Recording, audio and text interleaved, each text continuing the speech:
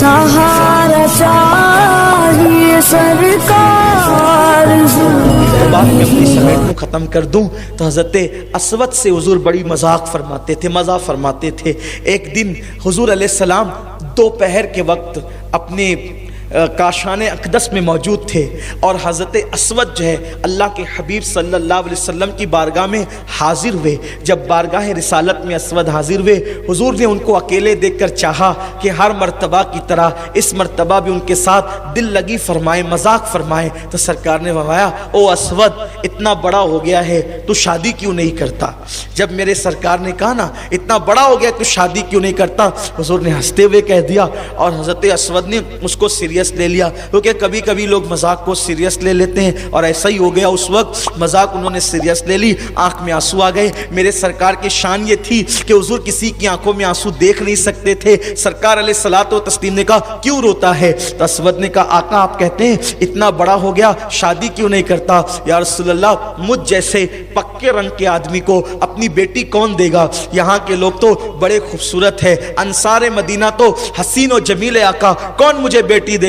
बस इतना कहना था। हुजूर की बारगाह में कोई अपनी अर्जी लाए, अल्लाह की इज्जत की कसम, हुजूर की बारगाह में आया हुआ सवाल कभी रद्द नहीं होता। मेरी माएँ और बहनें तवज्जो से सुने, आप भी सुने। जैसे ही असवद ने कहा, हुजूर मदीने वाले तो बड़े खूबसूरत लोग हैं, मुझे कौन अपनी बेटी देगा? दरियाए करम जोश में आया और मदीने मुनव्वरा में जो सबसे खूबसूरत घराना था, सबसे खूबसूरत घराना था, हुजूर अलैहिस्सलाम ने फरमाया, जा और जा करके उनसे कहना कि मैंने ये रिश्ता लेकर के भेजा है, वो अपनी बेटी का रिश्ता तेरे साथ तय कर दें, और वो जब तय कर दे तो मेरे पास आना, मैं खुद चलकर तेरा निकाह पढ़ाऊंगा। कुर्बान जाए, करीम आका ने ये बात कह तो दी, असवद की हिम्मत नहीं हो रही थी। हुजूर उनके यहाँ वो तो बहुत खूबसूरत है। सरकार फरमाते हैं, जा और उनसे मेरा नाम कहना, जा और उनसे मेरा नाम कहना। दोपहर का वक्त था, मदीने मुनव्वरा की चिलचिलाती हुई धूप थी, खजूर पकने का मौसम था।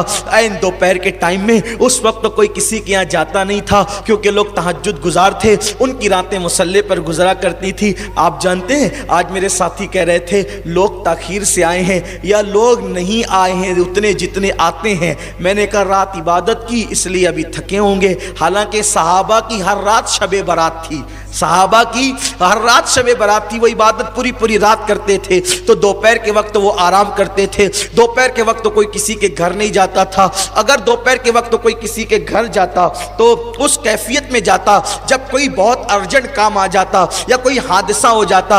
हजरत असवद गए, दरवाजे पे दस्तक दी, अंदर से आवाज आई, कौन? बाहर से कहा असवद। जैसे ही सुना असवद तो दरवाजा खोला। अब चूंकि दरवाजा खोलने के लिए उस घर के जिम्मेदार आगे बढ़े तो एक लौती बेटी थी, बड़ी खूबसूरत थी, हुस्न जमाल में यकता थी। अल्लाह अल्लाह, बाप से बड़ा प्यार था, बेटियों को बाप से बड़ी मोहब्बत होती है। ऐन दोपहर के वक्त असवद के आने की इत्तला जब बाप की ज़बानी सुनी तो बाप के पीछे दबे कदमों से चलने लगी और बाप की ओट में खड़ी हो गई कि आखिर कोई हादसा तो नहीं हुआ। दरवाजा खोला गया। हदीस पाक का मफहूम है, तारीखी वाक़े को अपने अल्फाज के जामे में पेश करना हूँ। जिस तरीके से हजरत असवद की आमद पे दरवाजा खुला, साहिब खाना ने पूछा, असवद सब खैर तो है इतने दोपहर और चिलचिलाती धूप में इस वक्त? तो उन्होंने कहा, मुझे अल्लाह के रसूल ने भेजा है। कहा, हाँ असवद कहो बात क्या है? कहा, अल्लाह के रसूल ने भेजा है। हाँ असवद, हुजूर ने भेजा है, बात क्या है? अल्लाह के रसूल ने भेजा है। हाँ अल्लाह के रसूल ने भेजा है, कोई बात? रिश्ता। ओहो, दोपहर की चिलचिलाती धूप में 3 मरतबा का अल्लाह के रसूल ने भेजा है। किस लिए? रिश्ता लेकर। साहिब खाना समझे हुजूर ने अपने लिए रिश्ता मांगा है। क्या खुशी होगी, मेरी बेटी उम्मुल मोमिनीन बन जाएगी, मेरी बेटी हुजूर की बीवी बन जाएगी, खुशी की इंतहा न रही। लेकिन जब वजह चाहिए, किसके लिए? मेरे लिए। क्या बिजली गिरी होगी? इस वाक़े को अपने जहन में रखें। और एक तरफ एक आदमी है जिसकी 4 साइजिंग है, 200 लूम के 50 कारखाने हैं। उसके यहां कोई बंदा घर के बर्तन धुलता है और सेठानी उस घर की कार में बैठ करके किसी के घर जाए, बड़े घराने में, और कहे मैं रिश्ता लेकर के आई हूं। بولو اس وقت اس گھر والوں کی خوشی کی کیفیت کیا ہوگی؟ ہماری بیٹی کو اتنے بڑے گھر سے رشتہ آیا، لیکن اگر گھر کا کوئی فرد پوچھے کس کے لیے، سٹانی صاحبہ کہ وہ ہمارے یہاں جو برتن دھلتا ہے اس کے لیے، بولو ان کی کیفیت کیا ہوگی؟ ایک سیکنڈ میں خوشی اور اس کے فوراً بعد بجلی کیسے گرے گی ان پہ، بلا تمثیل، ملانے کے لیے نہیں، صرف سمجھانے کے لیے۔ ادھر کا حضور نے بھیجا، حضور نے تو بھیجا تھا، ہمت نہیں ہو رہی تھی میرے لیے رشتہ، 3 مرتبہ کا حضور نے بھیجا، حضور نے بھیجا، حضور نے بھیجا۔ جب کہا کس لیے؟ رشتے کے لیے۔ انہوں نے سوچا رشتہ حضور ہی کے لیے، خوش ہو گئے، لیکن جب بذات کس کے لیے، گمان بھی نہیں تھا، ایک حبشی آزاد کردہ غلام کے لیے حضور علیہ السلام رشتہ مانگیں گے؟ اسود تمہارے لیے؟ ہاں میرے لیے، حضور نے کہا ہے تمہارے لیے؟ ہاں میرے لیے۔ اب اس صحابی کے لیے 2 چیزیں تھی، بیٹی کو مطمئن کیسے کریں کہ ایک پکے رنگ کے حبشی آزاد غلام، آزاد کردہ غلام، ایک حبشی غلام جو آزاد کر دیے گئے ہیں، ان کے ساتھ اپنی حسین و جمیل بیٹی، وہ بھی مدینہ منورہ کی حسین بیٹی، اس کے ساتھ بیاہ کر دیں۔ بیٹی کو کیسے منائیں گے؟ کس طریقے سے بیٹی کو مطمئن کریں گے؟ بیٹی کو اطمینان کیسے ہوگا؟ ایک طرف بیٹی کا مستقبل ہے، اور اگر نہ کہہ دیتے ہیں تو ایمان چلا جاتا ہے۔ حضور کی بات کا انکار کرنا کفر ہے، حضور کی بات کا انکار کفر ہے۔ ایک طرف بیٹی کا مستقبل ہے، ایک طرف ایمان کا معاملہ ہے، کیا کریں؟ وہ صحابی فیصلہ نہیں کر پا رہے تھے، لیکن تاریخ کے سنہری حرفوں کے ساتھ یہ بات اسلامی تاریخ میں لکھی ہوئی ہے۔ ابھی ان کی زبان کچھ جواب دینے کے لیے کوشش ہی کر رہی تھی، گویا کہ ان کا ذہن الفاظ کو ڈھونڈ رہا تھا۔ ایسے میں ایک نرم و نازک ہاتھ ان کے کندھے پہ آتا ہے اور ان کے کندھے کو دباتا ہے۔ جب وہ ہاتھ سے کندھا دبتا ہے تو وہ باپ جب پیچھے مڑ کے دیکھتا ہے تو وہی حسین و جمیل بیٹی پیچھے کھڑی ہوئی تھی، آنکھ میں خوشی کے آنسو تھے، اور کہہ رہی تھی بابا دیر نہیں کرنا، جلدی سے ہاں کہہ دینا، جلدی سے ہاں کہنا۔ آنے والے اسود کو مت دیکھو، بھیجنے والے رسول اللہ کو دیکھو۔ آپ کی بیٹی کتنی خوش نصیب ہے، کسی کا رشتہ باپ بھائی بے کوئی کون طے کرتا ہے، لیکن آپ کی بیٹی کا رشتہ حبیب خدا نے طے کر دیا ہے۔ آپ جلدی سے ہاں کر دیں، قربان جائے، رنگ نہ دیکھیں، آنے والے اسود کو نہیں، بھیجنے والے محبوب خدا کو دیکھیں، یہ فکر تھی۔ اور پھر آگے جو ہوا وہ تو بڑا دردناک اور حیرت انگیز منظر ہے کہ اسود کو جب انہوں نے ہاں کر دیا، دوڑے دوڑے اسود خوشی سے پھولے نہیں سما رہے تھے، حضور انہوں نے ہاں کر دیا۔ حضور کے چٹائی پر کچھ رقم رکھی تھی، مٹھی بھر کے اٹھائی، اسود کی گود میں ڈالا، جا کپڑے خرید اور نکاح کا انتظام کر تاکہ تیرا نکاح ہو۔ ادھر جھولی میں پیسے پڑے اور وہ گئے، ادھر گئے، کسی نے آ کے اطلاع دی یا رسول اللہ احد کے میدان کے اندر تو دشمن آ کر کے جمع ہو چکے ہیں اور جنگ مسلط کر دی ہے، تیاری کرنا ہے۔ سرکار نے کہا جاؤ اعلان کر دو۔ دوپہر سے لے کر صبح فجر تک اعلان ہوتا رہا۔ اسی دوپہر کے وقت اعلان کرنے والا نکلا، اعلان کرتے کرتے بازار میں گیا۔ لوگوں، اللہ کے حبیب نے فرمایا کاروبار بند کرو، سارے کام چھوڑو اور اپنی جان کی نظریں لے کر حضور کی بارگاہ میں پہنچو، دشمن آ گیا ہے احد کے میدان میں، ہم نے بھی جا کر اسلام کی حفاظت کرنی ہے۔ قربان جائیں، اسود کپڑے لے چکے ہیں، پیسے دے چکے ہیں اور اسود کا ہٹنے والے ہیں۔ ایسے میں کانوں میں آواز آتی ہے، حضور جنگ کے میدان کے لیے بلاتے ہیں، جانیں قربان کرنے کے لیے۔ اسود نے دکاندار سے کہا ایک احسان کرو گے؟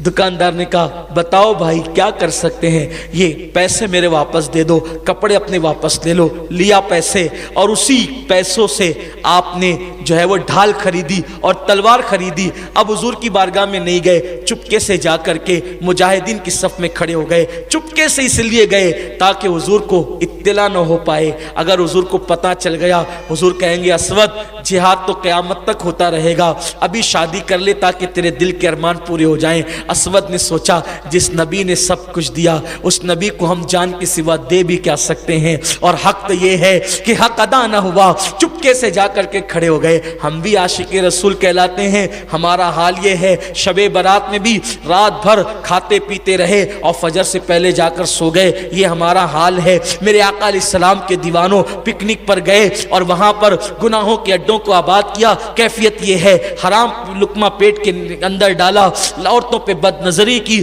نماز ترک کی، داڑیاں مڈا کے گٹروں میں پھینکا، یہ اپنی زندگی کا کل معاملہ ہے، کل حال ہے۔ میرے آقا علیہ السلام کے دیوانوں وہ کیسے عشاق تھے، سوچو اتنی خوبصورت بیوی ملنے والی ہے اور چند لمحوں کے بعد ملنے والی ہے، لیکن اسود جانتے تھے کہ سب چیزوں سے زیادہ محبت کرنا حضور سے یہ ایمان کی نشانی ہے۔ اگر حضور سے پیار نہیں تو کچھ بھی نہیں، حضور سے محبت نہیں تو کچھ بھی نہیں، حضور سے عشق نہیں تو کچھ بھی نہیں۔ بمصطفیٰ برسا خیش را کے دی ہم اوس، اگر بہو نہ رسیدی تمام بو لحبیس، پورا کے پورا دین محمد الرسول اللہ کا نام ہے۔ اگر ان سے محبت نہیں ہے تو پھر کچھ بھی نہیں ہے۔ جو ان کے قدموں سے دور ہو گیا ابو لہب میں اور اس میں کوئی فرق نہیں ہے۔ اسود کھڑے ہو گئے، اس کے بعد صبح کو قافلہ چلا، میدان جنگ کے اندر تلواروں سے ٹکرائی، اور احد کی جنگ کی داستان آپ مجھ سے پہلے کئی مرتبہ سن چکے ہیں۔ 70 صحابہ شہید ہوئے، حضرت حمزہ، حضرت مصعب ابن عمیر، حضرت شماس، اس طریقے سے ان میں سے حضور علیہ السلام نے جب لاشوں کو اکٹھا کیا جنازہ پڑھانے کے لیے تو دیکھا کہ اس میں اسود کی لاش بھی تھی۔ حضور اسود کو دیکھ کر کے رو رہے تھے، اور رونے کے بعد حضور مسکرا پڑے۔ صحابہ نے عرض کیا آقا روتے روتے اچانک اسود کی لاش پر مسکرانے کا فلسفہ، مسکرانے کا معاملہ سمجھ میں نہیں آیا۔ سرکار فرماتے ہیں تمہیں نہیں پتا، یہ اسود اور ہم جانتے ہیں کہ اسود کا رشتہ ایک خوبصورت لڑکی کے ساتھ طے ہو گیا تھا، لیکن وہ کپڑے خریدنے اور شادی کی تیاری کے لیے گیا تھا۔ جیسے اس کو پتا چلا کہ جنگ پہ جانا ہے، اس نے کپڑے واپس کیے، تلوار خریدی، اور اس کے بعد مجھ سے چھپ چھپا کر کہ میں کہیں روک نہ لوں جنگ کے میدان میں آ گیا، اور اس کے بعد شہید ہو گیا۔ اب میں دیکھ رہا ہوں رونا اس پر آیا، کتنی خوبصورت دلہن ملنے والی تھی، اس نے دلہن کی پرواہ نہیں کی، میری محبت میں جان قربان کر دی۔ رونا اس پر آ رہا ہے، لیکن ہنسی اس پر آ رہی ہے کہ میں دیکھ رہا ہوں کہ جنت کی حوریں آپس میں جھگڑا کر رہی ہے۔ وہ کہتی ہے میں اسود کی دلہن بنوں گی، میں اسود کی دلہن بنوں گی، میں اسود کی دلہن بنوں گی۔ حوریں لڑ رہی ہے عاشق رسول کے لیے کہ اس کی دلہن میں بنوں گی۔ میرے آقا صلی اللہ علیہ وسلم کے دیوانوں، میں اپنی بہنوں سے یہ نہ کہہ دوں ارے نادان، اگر پکے رنگ کا انسان سچا عاشق رسول بن جائے، اس کی دلہن بننے کے لیے حوریں جنت کی لڑتی ہے، تو کہاں کہہ رہی ہے کہ جس کے چہرے پہ داڑھی ہے میں اس سے شادی نہیں کروں گی؟ ارے اس کے لیے تو حوریں لڑ رہی ہے، تو کہاں کہہ رہی ہے میری بہن کہ جس کے سر پہ ٹوپی ہے اس سے شادی نہیں کروں گی؟ دیندار بیوی ڈھونڈو، دیندار شوہر ڈھونڈو، انشاءاللہ زندگی خوشی سے